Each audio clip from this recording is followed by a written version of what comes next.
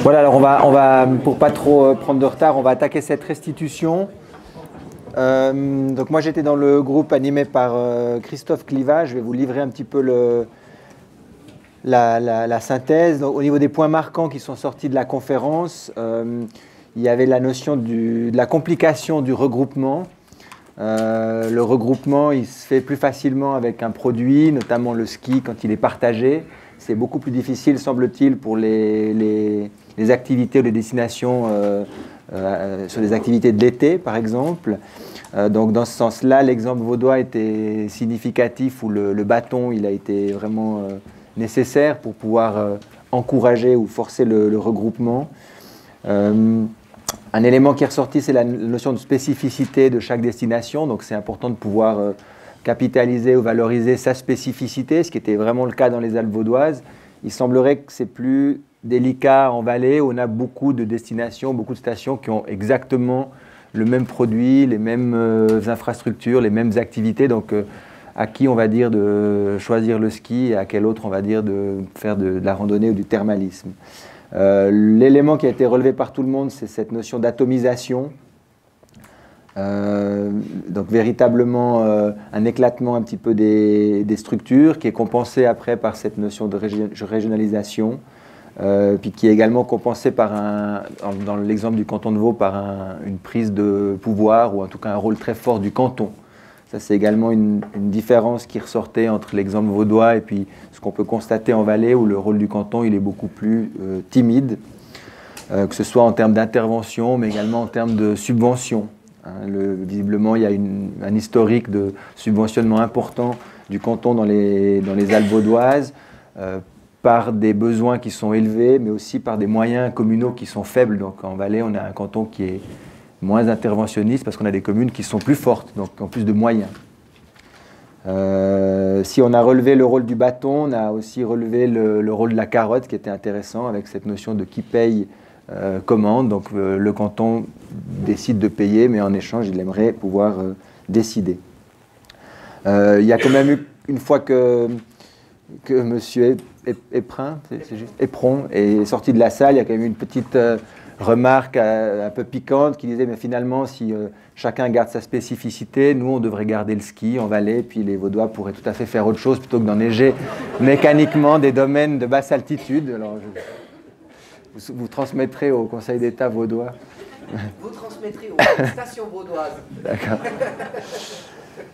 Voilà. Par rapport au constat en Valais, j'ai déjà parlé du rôle du canton, du pouvoir économique des communes.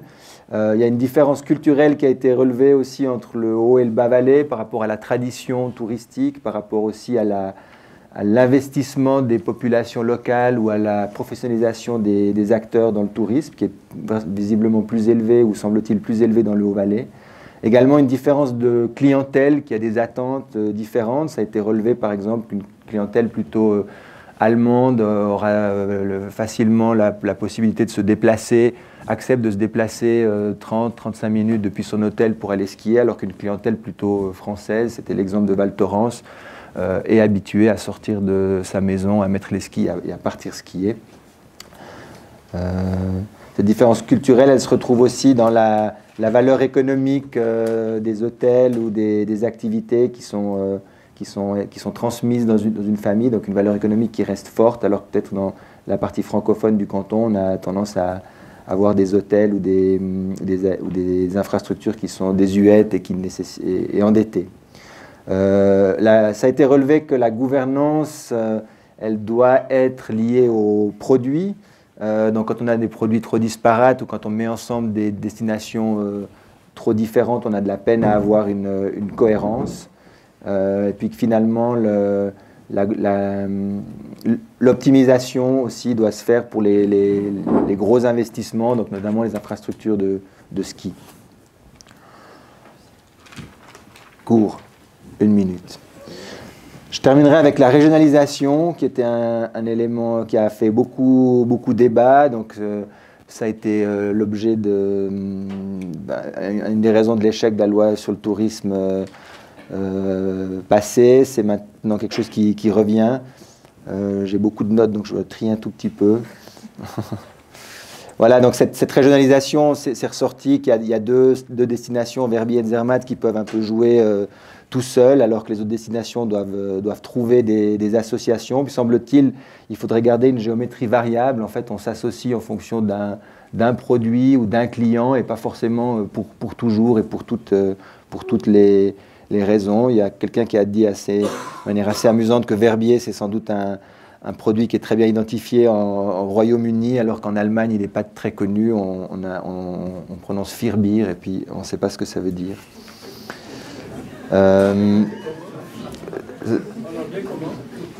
Verbier. Voilà, je crois que je vais passer la parole à mes collègues.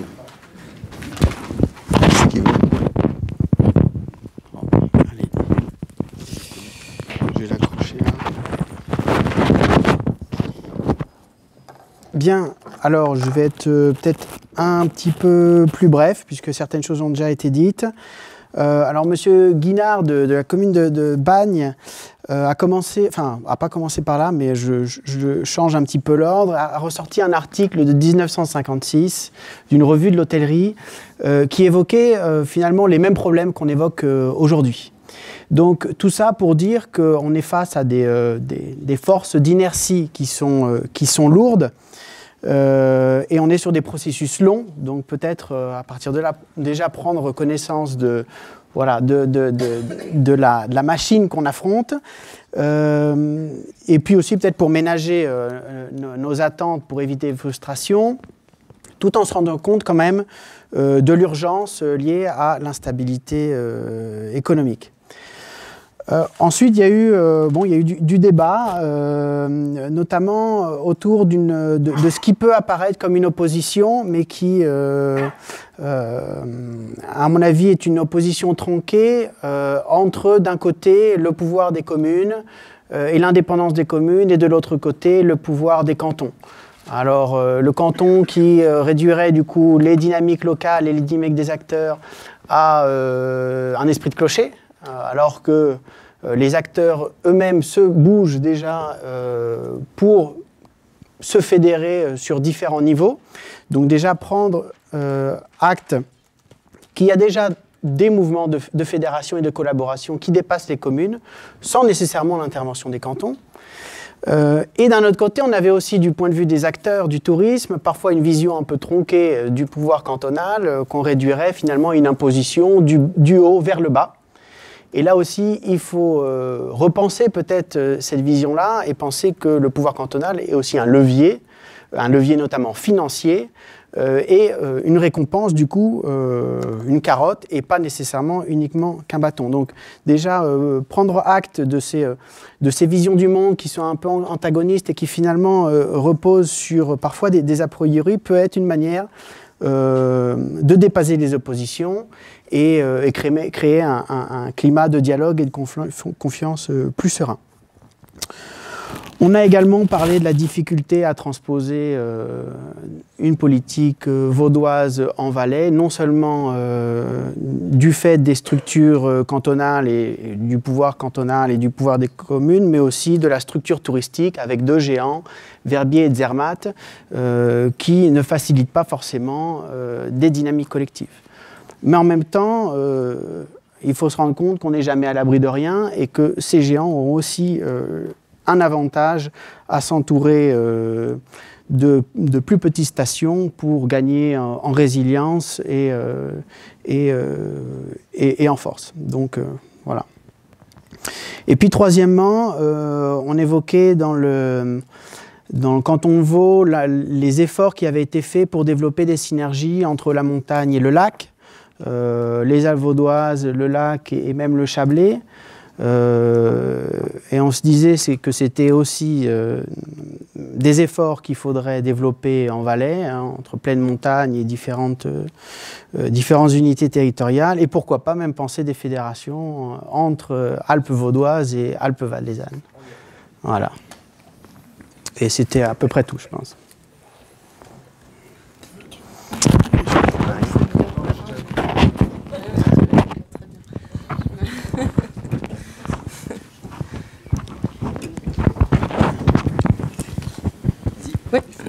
Il faut que je... c'est le micro, ça? Non. Ok, pardon. Alors nous, ce qu'on a retenu, ce qui nous a marqué, c'est un petit peu plus long par contre que les autres. Peut-être juste en introduction, ce qu'une personne nous a dit, c'est qu'à propos du moratoire sur les remontées mécaniques, c'est que vu l'argent qui est mis par le canton pour les remontées mécaniques, ce moratoire-là est un vrai bâton. Par contre, si on supprimait cette aide du canton du Valais aux remontées mécaniques, ce ne serait pas un bâton, ce serait une brindille. Et toujours à propos de ce moratoire, ce qu'on disait dans le groupe, c'est que c'est considéré comme un acte de gouvernance fort, avec un leadership politique fort, et qu'en face, il y a des chefs d'entreprise et des décideurs, contrairement au Valais. La deuxième grande idée était la cohérence territoriale, qui doit dépasser les limites géographiques, et donc il faudrait inverser la tendance et passer plutôt à une logique de projet. Donc vraiment changer l'échelle de réflexion à une échelle où il y a une vraie cohérence territoriale. Et donc les Alpes vaudoises sont quelque part une nouvelle échelle de réflexion dans ce sens. Une autre idée, c'était que la création du poste de chef de projet par le canton était vraiment décisive pour développer ce projet. Ensuite, que l'opposition atomisation versus territorialisation est réelle partout, qu'il y a beaucoup d'acteurs diffus et que face à un monde global, on ne peut pas prendre des décisions à un niveau communal. Et enfin, que cet équilibre est fragile et que tous ces efforts, comme vous l'avez dit, peuvent éclater rapidement. Voilà pour les premières réflexions. Ensuite, les constats pour le Valais, c'était assez rapide. Pour résumer, c'était en Valais, on n'a rien. Désolée, on n'a pas de concept. Et pour pallier à l'absence de stratégie relevée par notre groupe, le groupe a relevé la mobilisation des associations fêtières pour prendre des mesures pour leurs branches, par exemple les remontées mécaniques. Et enfin, le constat, c'est que quand même, on a un beau terrain, on a de la neige, on a du patrimoine, des paysages, du terroir, beaucoup de choses à valoriser, mais une population un peu récalcitrante au changement, et qu'il faut décloisonner et avoir une vision au-delà d'une vision communale. Voilà, et ensuite nos pistes de réflexion. Alors d'abord, on s'est demandé à quelle échelle d'intervention il fallait réfléchir. On n'a pas eu de réponse à ça, mais en tout cas, on s'est juste dit qu'il fallait être clair et perméable. Une autre idée était de créer des communautés d'intérêt, des coopératives d'achat, des modèles de coopération horizontaux et verticaux. Ensuite, qu'il fallait démolir tous les clochers et qu'il fallait faire du tourisme. Alors, dans ce sens-là, ça voulait dire se professionnaliser, comprendre comment fonctionne vraiment l'industrie touristique et remettre au centre le client. Donc, expérimenter et comprendre comment le client se comporte, qu'est-ce qu'il veut vraiment, et finalement que la destination était plutôt un résultat de cette expérimentation et cette observation. Et puis enfin, on a juste relevé que les aspects de communication étaient vraiment importants, qu'il fallait qu'on mette en avant nos complémentarités dans les différentes stations, et il fallait créer des produits et des projets qui sont bien communiqués et bien vendus. Et je ne sais pas si je conclus autrement que par le syndrome de la tomate. Je ne sais pas si j'ose... Non, bah alors voilà, on s'est dit que finalement il fallait changer de mentalité parce qu'on avait le syndrome de la tomate en Valais et que ça voulait dire qu'une année quelqu'un plante des tomates et que l'année suivante tout le monde plante des tomates et que c'est pas très efficace. Voilà. Je t'en prie. Et je t'écoute.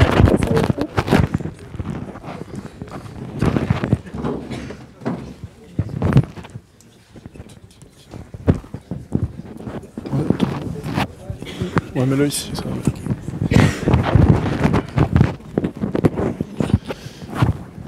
Merci.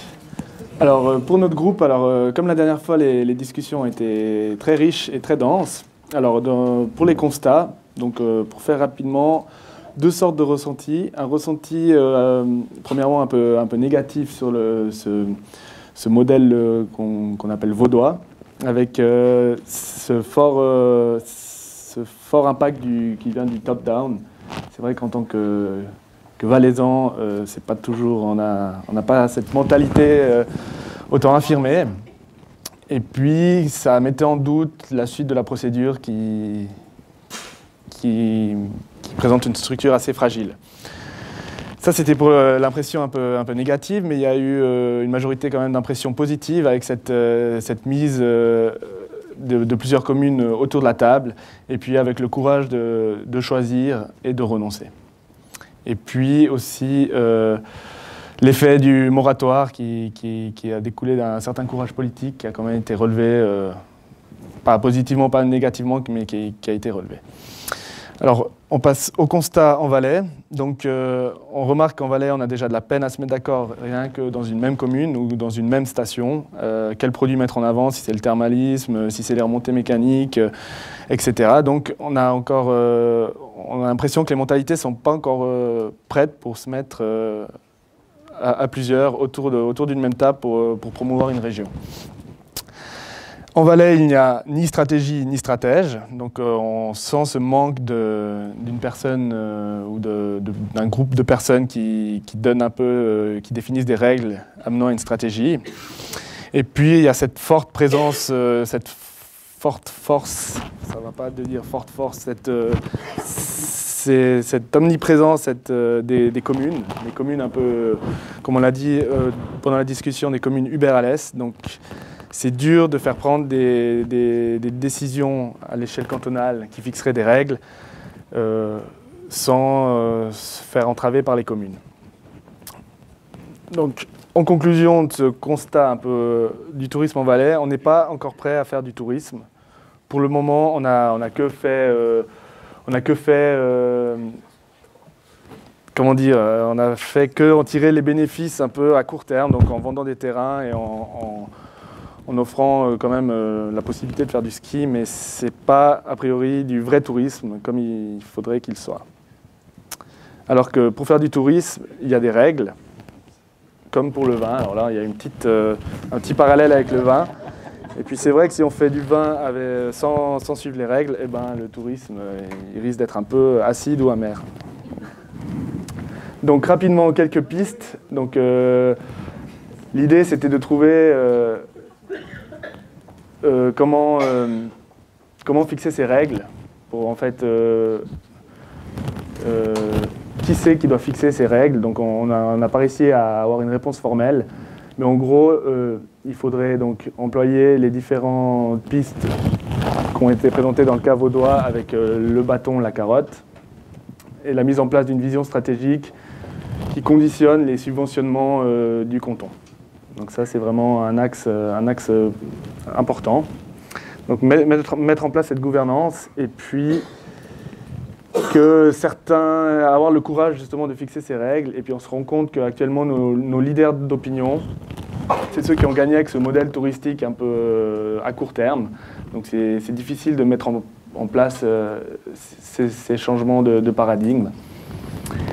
Et puis donc comme première piste pour mettre un peu les choses à plat, ça serait de lancer des diagnostics dans toutes ces communes touristiques pour faire ressortir les forces, les faiblesses, et puis que les gens ils se rendent compte, les acteurs des différentes stations touristiques se rendent compte qu'ils auraient à y gagner de se mettre ensemble afin de valoriser leurs forces et puis de mettre de côté leurs faiblesses et puis de ne pas trop perdre du temps là-dessus.